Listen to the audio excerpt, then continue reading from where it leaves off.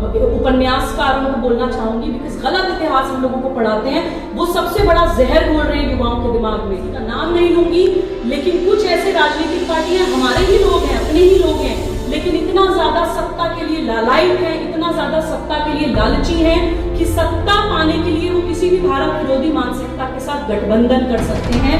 तो उनको भी प्लीज पहचानिए, उनको भी। भारत विरोधी मानसिकताएं हैं जो 6 कैटेगरीज में डिवाइडेड हैं। देश में कभी भी कुछ होता है, वही 6 मानसिकताएं हमेशा एक साथ भारत के ऊपर टूट पड़ती हैं। ये पैटर्न है। आज यहाँ से मानसिकताओं के सिर्फ नाम सुनते जाइए, कभी भी आप देखेंगे भारत विरोध हो रहा होगा, आपको कोई ना कोई इन 5-6 में से ही दिखेगा। उठो जागो और तब तक मत रुको जब तक लक्ष्य की प्राप्ति ना हो जाए। यह लाइंस बार बार पढ़ के बहुत मोटिवेशन मिलती है, ऊर्जा का संचार होता है, लेकिन हमें ये सवाल भी पूछना चाहिए, अपने आप से मनन करना चाहिए कि लक्ष्य, आखिर हमारा लक्ष्य क्या है। कुछ लोगों का कोई निजी लक्ष्य हो सकता है, कोई निजी महत्वाकांक्षा हो सकती है, कोई बात नहीं, अच्छी बात है। कुछ लोगों का परिवार के लिए सुख सुविधा जुटाना, अपनी फैमिली के लिए कोई लक्ष्य हो सकता है, और भी अच्छी बात है। समाज सेवा करना आपका लक्ष्य हो सकता है, वो उससे भी अच्छी बात है। राष्ट्र सेवा या राष्ट्र धर्म का निर्वाह करना आपका लक्ष्य हो सकता है, बहुत अच्छी बात है। और सबसे बड़ा लक्ष्य अगर हम सोचे विश्व कल्याण होना, अगर हम विश्व के कल्याण को अपना लक्ष्य बना के चलेंगे तो उससे अच्छी तो बात शायद ही नहीं हो सकती है।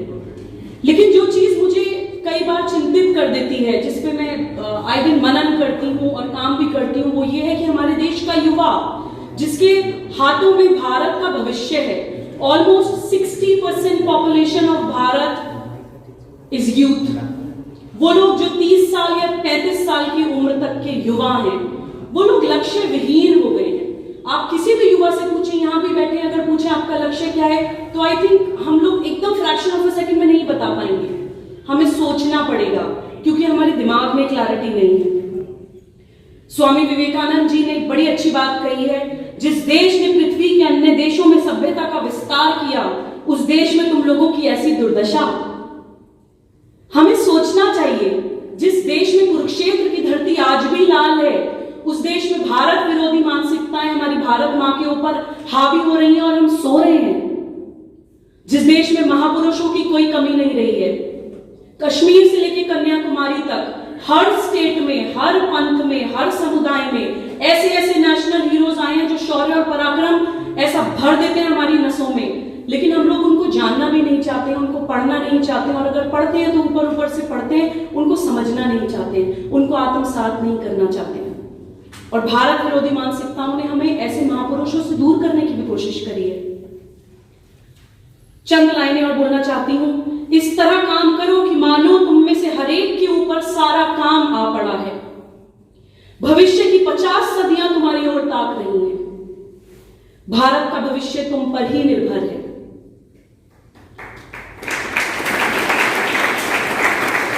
एक संदेश भारतीयों के लिए, गर्व से बोलो कि मैं भारतवासी हूं। प्रत्येक भारतवासी मेरा भाई है, भारतवासी मेरे प्राण हैं, भारत की देवी देवियां मेरे ईश्वर हैं, भारत की मिट्टी मेरा स्वर्ग है, भारत के कल्याण में ही मेरा कल्याण है।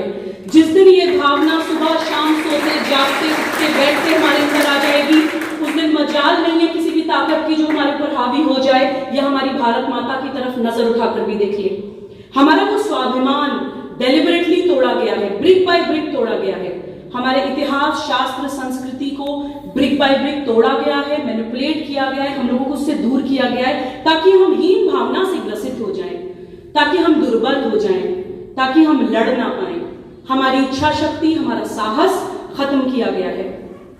भारत को पराजित करने के लिए सदियों तक आक्रमण हुआ इस देश के ऊपर, आज भी हो रहा है। आज सिर्फ उसका चेहरा बदल गया है।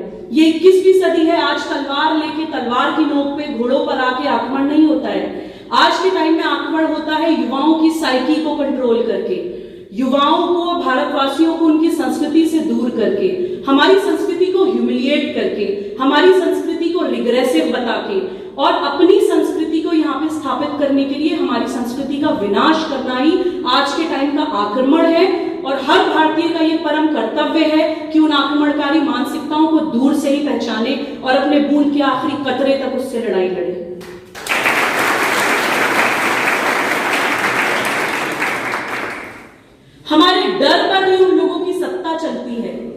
हमारे डर पर ही उन लोगों का आक्रमण टिकता है। चंद लाइनें इसके ऊपर भी बोलना चाहती हूं। ये कभी ना सोचना कि आत्मा के लिए कुछ भी असंभव है। ऐसा सोचना भी भयानक नास्तिकता है। यदि पाप नामक कोई वस्तु है तो यह कहना कि मैं दुर्बल हूं। यदि पाप नामक कोई वस्तु है तो किसी अन्य को कहना कि वो दुर्बल है।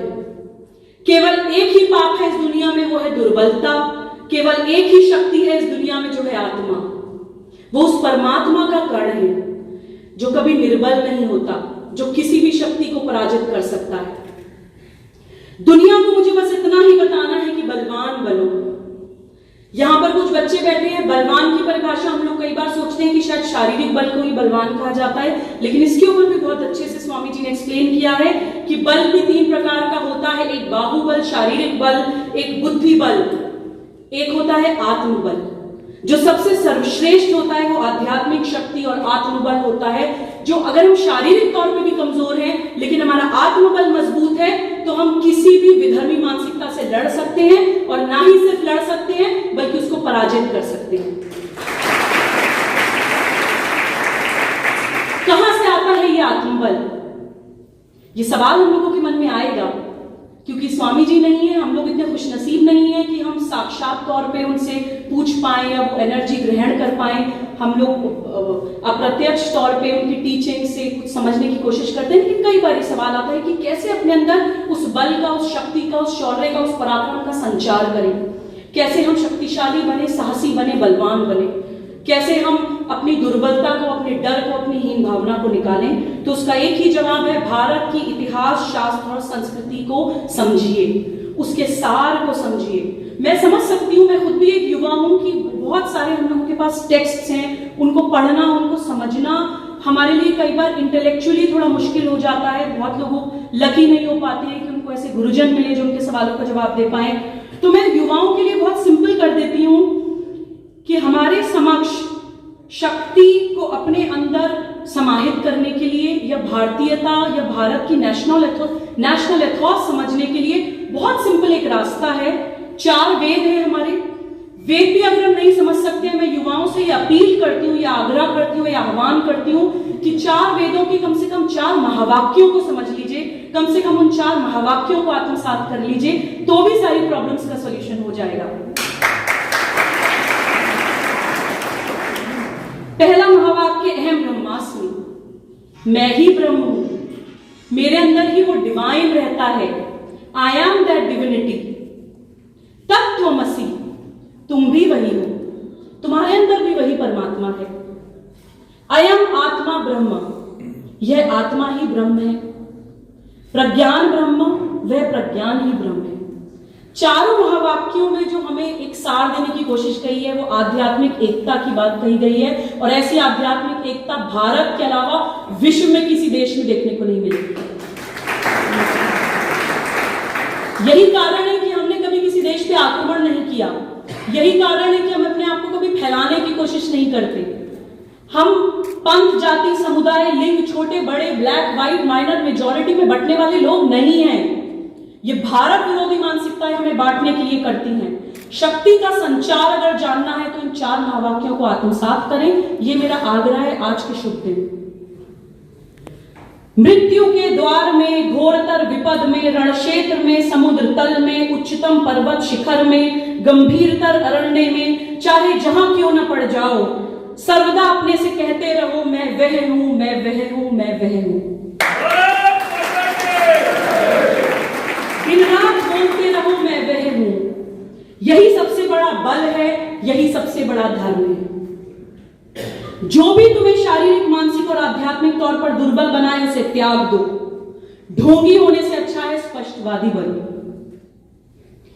अपनी बात आई थिंक 2 मिनट और लूंगी, कंक्लूड करती हूं। समय की सीमा का सम्मान करते हुए मैं आज के दिन युवाओं से यह आह्वान करती हूं कि अपने चरित्र का वो निर्माण करें, भारत पुत्र और भारत पुत्री बने, सत्यता पर आधारित चरित्र हो हमारा, लक्ष्य प्राप्ति की ओर हम अग्रसर हों, बलवान और साहसी बने, स्वाभिमानी बने, आत्मनिर्भर बने, जहां जाएं एकता का संचार कर दें, ऐसे भारत पुत्र और पुत्री बने। स्वामी विवेकानंद जी से और सुभाष चंद्र बोस जी से इंस्पायर होके मैं कुछ कार्य कर रही हूँ जिसका नाम है राष्ट्र जागरण अभियान। उस पे मैं प्रवास पर हूँ। मैं आप लोगों को ये बताना चाहती हूँ कि कुछ भारत विरोधी मानसिकताएं हैं जो 6 कैटेगरीज में डिवाइडेड हैं। देश में कभी भी कुछ होता है वही 6 मानसिकताएं हमेशा एक साथ भारत के ऊपर टूट पड़ती हैं। ये एक पैटर्न है। आज यहाँ से मानसिकताओं के सिर्फ नाम सुनते जाइए, कभी भी आप देखेंगे भारत विरोध हो रहा होगा, आपको कोई ना कोई इन 5 छठों में से ही दिखेगा। पहली भारत विरोधी मानसिकता वामपंथ और उनकी आर्म्ड विंग्स माओवाद और नक्सलवाद। दूसरी भारत विरोधी मानसिकता सेपरेटिस्ट एंड टेररिस्ट मूवमेंट, जैसे कि गजवाए हिंद या इस्लामिक स्टेट बनाने की मानसिकता या भारत को तोड़ के खालिस्तान बनाने की मानसिकता। तीसरी भारत विरोधी मानसिकता intellectual terrorist and urban Naxals. वो लोग जो हमें बहुत इंटेलिजेंट लगते हैं, बड़ी बड़ी पोजीशंस में बैठे हैं, मीडिया में बैठे हैं, ब्यूरोक्रेसी में बैठे हैं, एकेडमिक फील्ड में बैठे हैं, इतिहासकार हैं। मैं तो उपन्यासकारों को बोलना चाहूंगी, बिकॉज गलत इतिहास हम लोगों को पढ़ाते हैं। वो सबसे बड़ा जहर घोल रहे हैं युवाओं के दिमाग में, भारत विरोध इंजेक्ट कर रहे हैं हमारे देश के युवाओं के दिमाग में। उसके बाद एक भारत विरोधी मानसिकता इंटरनेशनल पावर्स, वो कंट्रीज जो जानती हैं कि जिस दिन भारत अपनी ताकत पहचान गया उस दिन वो विश्व गुरु बन जाएगा। एक भारत विरोधी मानसिकता,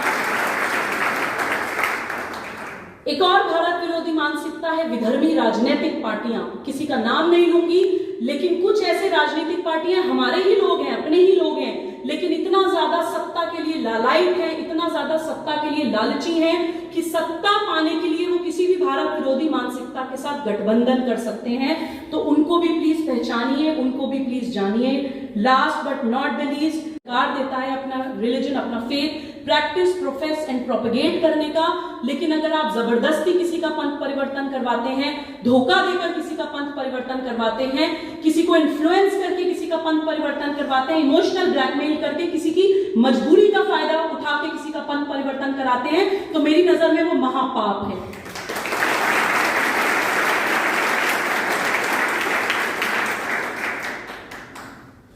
तो यहीं पे अपनी वाणी को विराम देते हुए बस आप लोगों से एक और रिक्वेस्ट करना चाहती हूं कि जब हम भारत माता बोलते हैं, जब हम भारत को एक मां के रूप में इमेजिन करते हैं, तो उसकी नदियां, उसके पेड़, उसके पहाड़, जल, जंगल, जमीन सब हमारी उस भारत माता के अंग हैं।